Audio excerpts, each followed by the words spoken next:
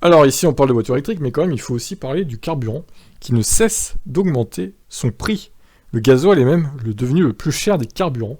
Donc les pro-dieselistes qui me suivent, et je sais qu'il y en a, vous devez commencer à pleurer. Et ça vous calmera peut-être concernant votre haine envers les voitures électriques.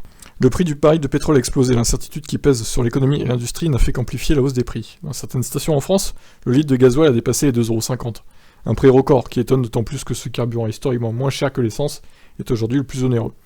Sur certaines stations, on peut en effet constater une différence dépassant les 10 centimes entre l'essence et le gasoil, en défaveur de ce dernier. Outre les tarifs records ci-dessus, les prix moyens sont largement au-dessus de 2 € le litre. Lors d'un passage sur BFM TV, monsieur Leclerc, Michel Edouard, a révélé que l'augmentation du prix du baril et la situation avaient un lourd impact. Le prix moyen doit être entre 2,15 € et 2,22 € le litre.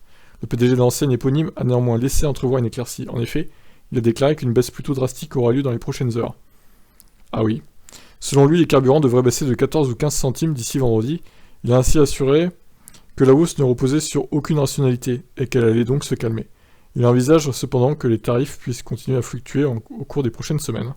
Alors là, les gens vont se ruer demain sur les pompes à essence pour faire le plein, vu que ça va baisser de 15 centimes, on fait alors réserve. Attention aussi au siphonnage d'essence. Les petits malins qui pourraient essayer de siphonner les vieilles voitures, notamment qui ont moins de protection au niveau du réservoir d'essence, pour prendre pour eux garder pour eux l'essence du coup, et littéralement vider toutes les voitures de leur essence. Au moins, on peut pas faire ça avec les voitures électriques non plus. On peut pas les siphonner, pour le coup.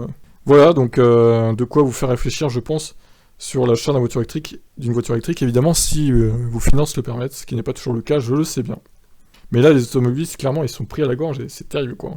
Sachant évidemment aussi que le prix de l'énergie électrique va augmenter, mais quand même, ça reste beaucoup moins cher que l'essence. Allez, je vous laisse réagir. Ciao, ciao.